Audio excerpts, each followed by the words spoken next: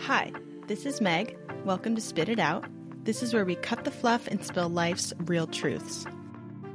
Welcome back to Spit It Out. I have a fun guest for you today. We have the Sarcastic Scaler, or Shawn, here. Welcome, Shawn. How are you today? I'm good. How are you? I am fabulous. Could you tell me about your dental hygiene story? Why did you want to become a dental hygienist? I wanted to become a dental hygienist because I was like one of those weirdos who always loved to see those like videos of them popping the buildup off the calculus.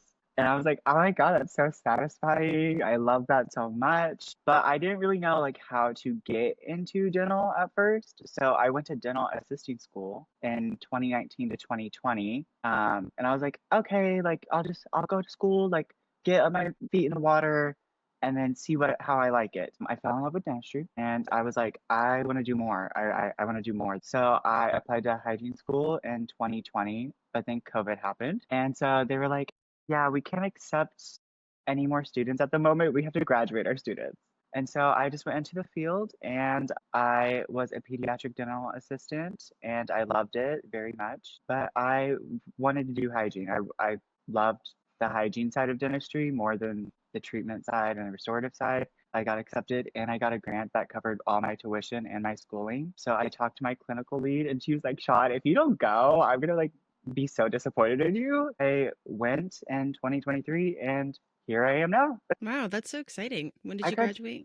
May. I graduated in May. Oh, okay. Well, congrats. Oh my I know. gosh. I'm literally a freshie, freshly hygienist. Oh my gosh, that's so exciting. Have you tried any temping positions at all? Like what's the vibe right now? So I am in contract with my office, so I just stay with them. I would love to do temping. I would. I think temping is like honestly super cool. I do plan to do it. I did contract with my office for a year. You can't really like work with them like a different office. So I'm just kind of staying where I'm at right now.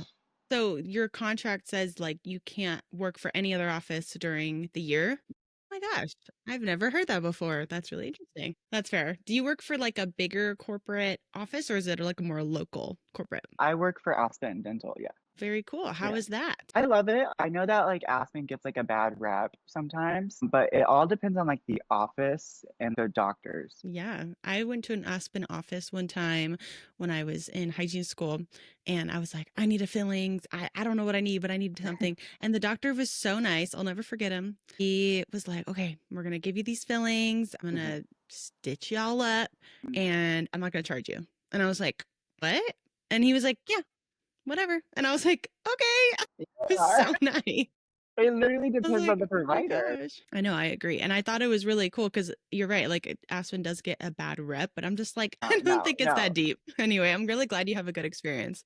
I love That's my good. office. So Good. So what do you think about the current dental hygiene shortage that everyone's kinda talking about right now? it sucks. I'm not gonna lie. The shortage sucks because I feel like we're kind of like spread thin as providers. And I hope that one day like it balances out. So I do hope that it does get better for all of us once we start getting more graduates. I feel like we will change that in like the next 10 years. I think it'll balance out and we'll be good. What do you think about the OPA thing that's going on right now as well in different states?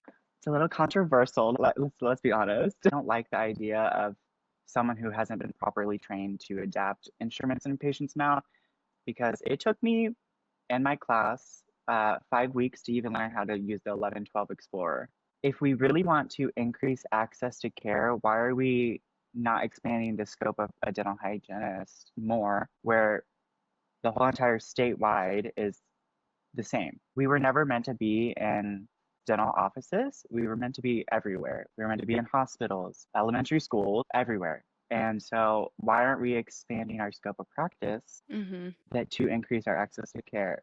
I feel like this is kind of like a more way to make more money for dental offices. Yeah. What do you think your past self would say when it comes to, hey, we have this thing now. You can do this. Do you have any other insight when it comes to that? I personally think dental assistants are already overworked and underpaid. So, like, why are we putting more responsibility on them to produce more? And I get it, to increase access to care. How are we going to spread them thin when everybody, like dental assistants and hygienists, are already spread so thin throughout in general. I always think that the dental assistants I worked with in the past were pretty much like double down. They were packed. They were Hmm. working. And I Yeah. always was just like, holy cow, like they do not get paid enough. I really don't think so. No, when I was a dental assistant, when I started in 2020, my first assisting job paid me 15 bucks an hour. Wow.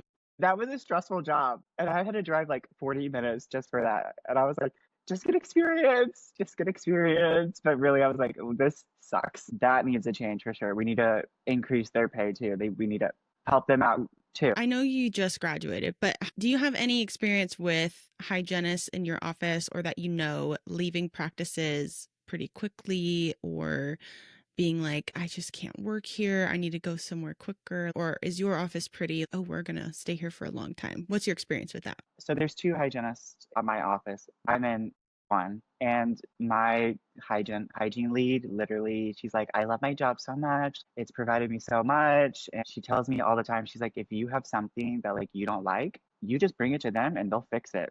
That's so nice. Oh So my I'm gosh. happy where I'm at like right now. So What do you think about some hygienists and dentists who tend to sugarcoat topics like periodontal disease with patients? would you sugarcoat cancer?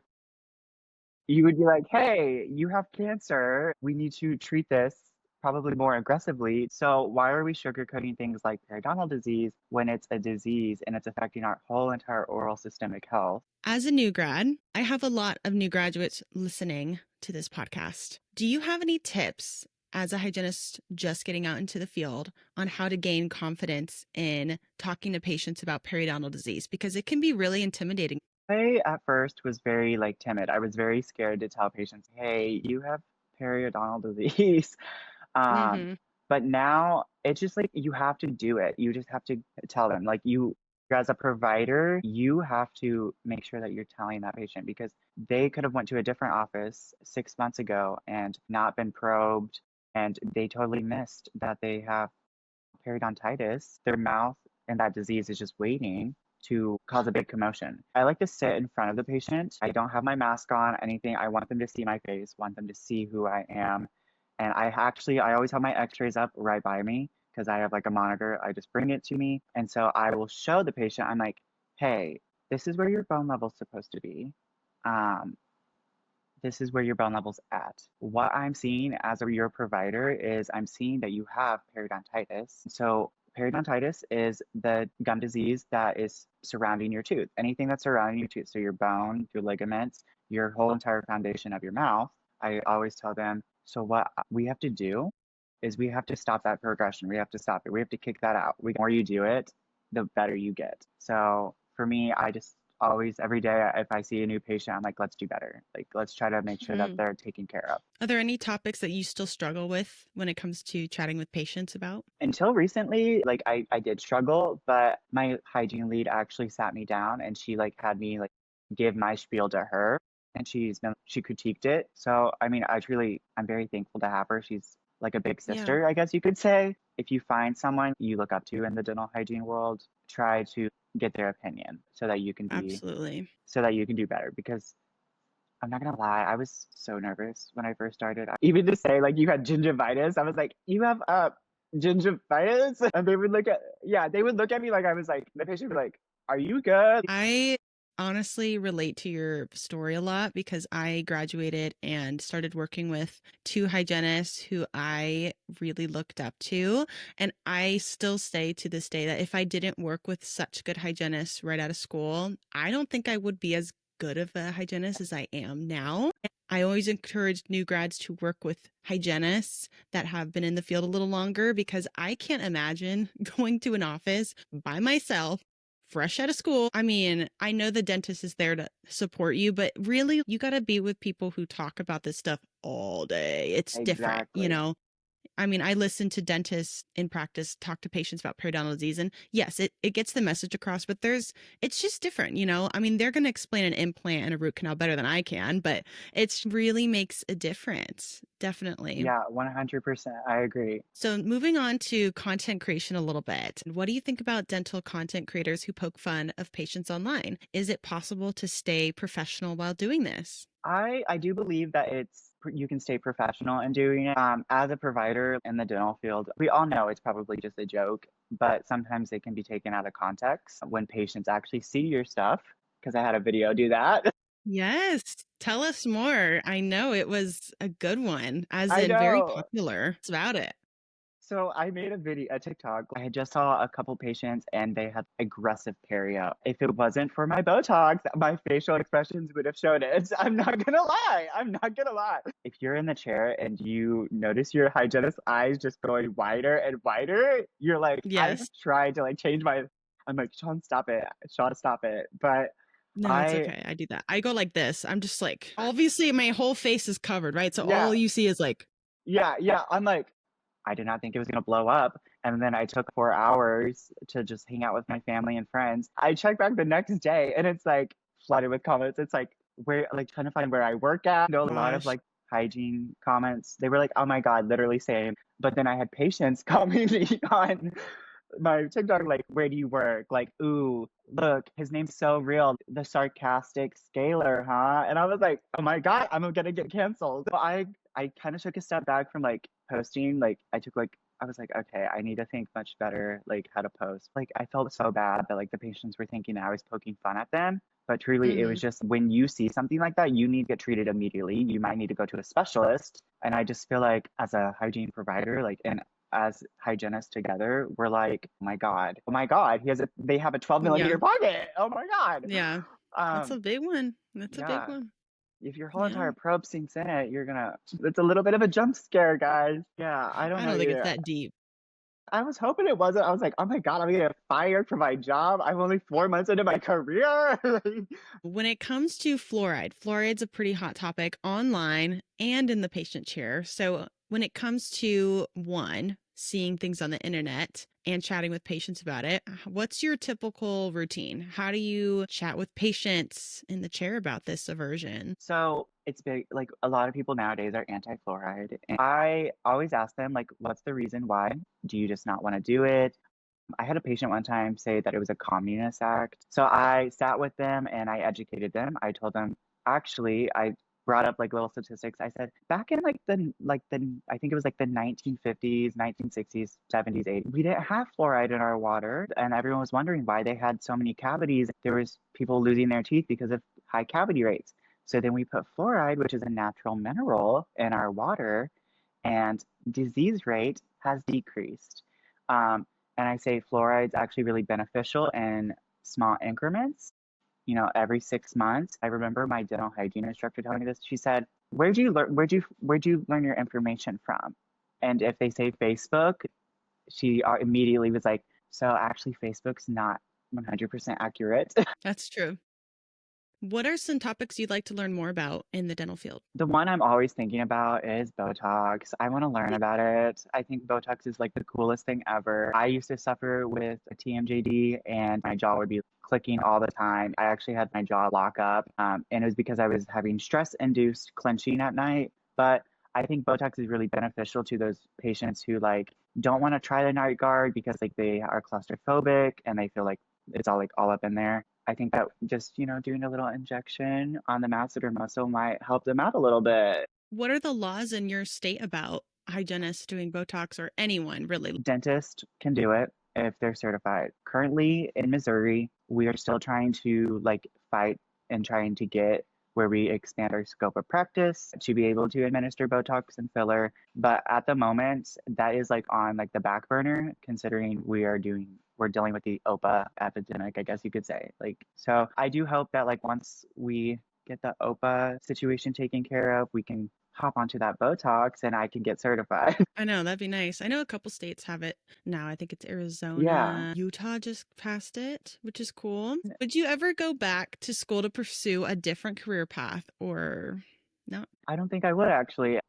I fell in love with dentistry and I never liked anything else. Like I didn't know what I wanted to do in high school. I fell in love with dentistry by gaining self-confidence in myself and my teeth. So I had braces and my orthodontist like was like very strategic where to place the brackets, of course. And I remember having like this Timmy Turner front teeth look. And I just remember gaining confidence every single time I would go and get my teeth, like my brackets adjusted, my wires. I do think that maybe I would go back to school to be like an RN so that I could be like an RDH RN. That way Mm-hmm. I can help as many patients as I can. But I think that I'm on my right path right now just because I was like praying one day so hard to like because I was waiting on my board results. I was like, Lord, please Yeah. let me pass my boards. And I was like, I had to stop and get gas. And I'm very like superstitious. So I had to stop and get gas, and my gas number landed on 2222 on like angel numbers just because like I'm superstitious. Let's see what it looks like. And literally the first sentence said, you are about to fulfill your divine purpose. And Oh my gosh. I Get think out. like, yeah. And so I That's literally cool. was like, okay, this is what I was meant to do. So here I am. Do you have any tips for dental hygiene students going through school right now, either just starting or just about to finish? If you're first starting, I'm not gonna lie, it's gonna be rough. You don't know what you're doing, but that's why you're there. You're there to get your skills and become a clinician. So for me personally, like I used to struggle like not being perfect. I would like hate myself if I missed one question on an exam and be like, I can't believe I didn't get 100. Like, why would I do that to myself? And looking back, you could have been a little more gracious with yourself. And because overstressing yourself, you're going to get burnt out in the program. And then you're going to get into the field and be even more burnt out. So just take it one day at a time. I actually have a couple people who are in the program now. They just started this fall that are from my hometown, and they told me that like I inspired them to go to hygiene school. And Aw. I know. I always message them and make sure they're like I'm like, how's school going? Are you doing how are you doing on your schoolwork? Is there anything I can do to help you? You just need to be more gracious with yourself. Take it one day at a time. Nobody's perfect. Hannah Montana once said that. If you're like in your last semesters, you're probably thinking about boards, you're trying to study for boards, go to a in-person seminar. I'm an audio learner. Lectures helped me repeating it back to myself. I would make voice memos and I would like plug it in my phone onto my car and I would listen to like the lectures and voice memos on my way to school during my commute because I had a 2 hour commute. I No did, yeah. I way. drove an hour there, an hour back every day. Wow. Brave. Yeah, yeah.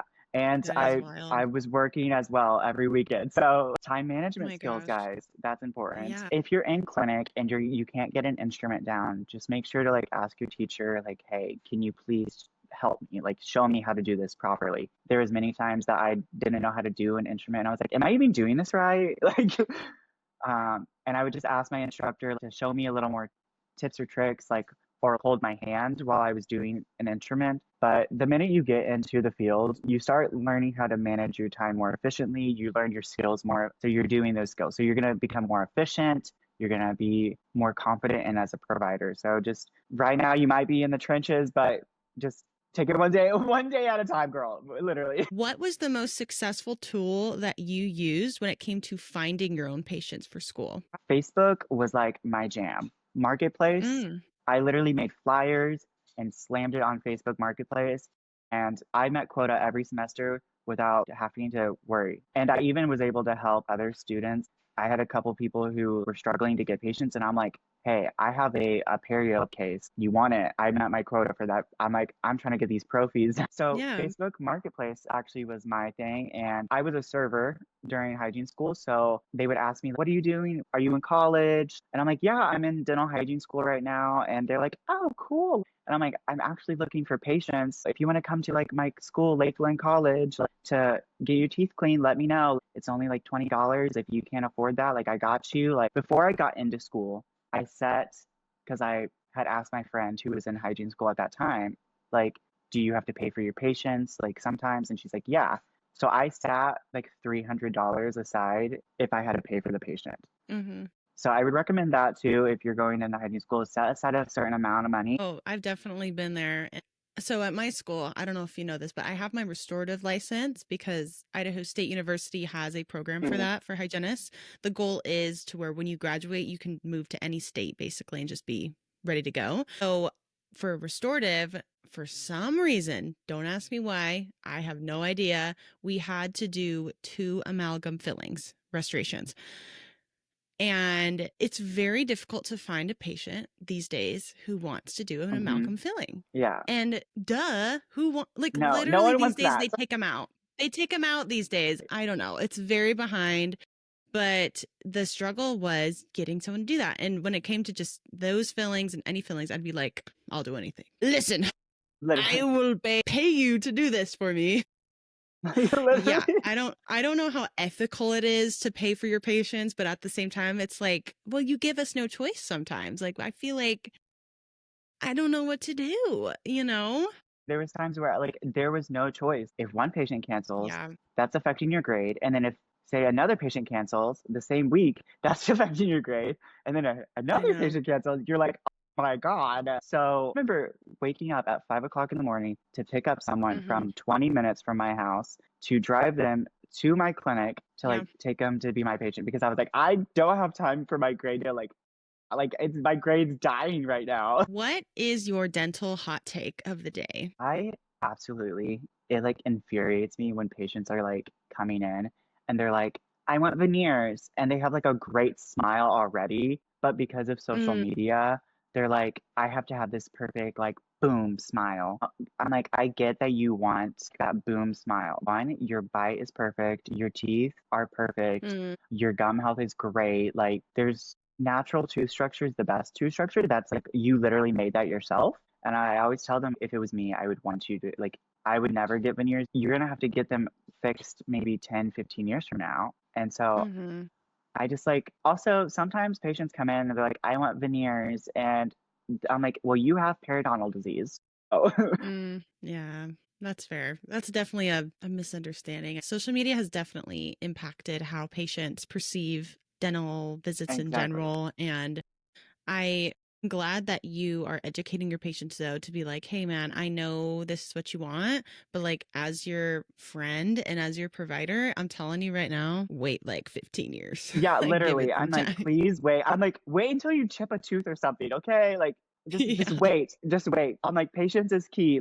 I had this one patient a while ago and I felt really bad for her. So I don't know the details with the story, but I was told at some point that this patient had gotten veneers from a dentist who was just doing them for the first time. Hmm. And I felt so bad because by the time I saw her mouth, it was Hmm. really bad. And I felt so awful for her because clearly the dentist who did them, I don't know what they were doing. And I'm not one to say I can do a veneer, but Right. I think there's a way to do them and there's a way to not do them. You're right. And the unfortunate part about veneers is like you can get bad veneers and it's Hmm. so common. And like you get what you pay for it. You know, I always tell people if you want a good veneer, you better look at the doctor's portfolio, look at what they've done in the past, chat with the hygienist. Oh, so how are their gum tissues after they get the veneers? Because most of the time, not most of the time, I take it back. Sometimes when I see patients with veneers, they don't have the right biological width at the Exactly. top. And so that all their gums are like red right here. Yeah, And I always feel so literally. bad because it's not their fault. And it's like, oh, it just grinds my gears. I'm like, no, guys, Same. if we're going to do veneers, dentists, we have to just do them Yes, good for the patient exactly. because, Literally. yeah, it's expensive and it can really hurt people. And I don't know, this patient that I was talking about, I think she wanted to redo them. And I was just really like, yes, I think it's a good idea. And I Hmm. know it's going to cost money, but it's just unfortunate. Yeah, I hate when patients like they like take care of their teeth and do everything and like they get like Hmm. restorative work and like it's not good restorative work and like you can see the overhangs and I'm like, let's please fix this. Well, we are wrapping up a little bit here. So, what is for you, Shawn, and where can my audience connect with you? What is next for me is I actually have been dating going back to school to get my bachelor's. I haven't decided what. I don't know if I want to do it in hygiene, marketing, Hmm. or public health. I haven't decided. I'm like, okay, well, let's find a school that's good and I can Yeah. do it online while I work full time. So that is in the mixture right now. And I'm like, I have some goals set aside for 2026 to try to get to more content creation and like maybe collab with more people. I think that would be kind of cool. Like right now, I'm just living my life, and which you kind of need to just enjoy your life a little bit, guys. After hygiene school, you just suffered for 2 to 4 years. And if you want to find me, you can find me on TikTok at the Sarcastic Scaler. Well, I would love to see maybe more documentation of your schooling whenever you decide, or even just Yes. talking about going back to school. Cause I feel like, I don't know if people are ashamed about it or if it's just Mhm. not a super popular topic, but I Right. would love to learn more about that. My friend Shelby, RDH, she kind of Yeah. talks about how she's going back to school, yeah, for business, a business degree. And she's like one of the only ones that I really know that's chatting about it, but I would love to see more people doing that. So if you want to make some videos, I'm your fan. I'm there. Okay, period. I'm We're in the serious. comments. Okay, I'm period. liking it. Oh, girl, you're always in the comments, like hyping me up. You're like, I know. yes. I'm always in the comments. I'm I'm like, always, I'm literally like, thanks, girly. I'm like, thank you so much. I'm like, thank you. of course. Of course. So if anyone listening wants to connect with Shawn, he will be in the description box. And thank you so much for watching, and I'll see you in the next one.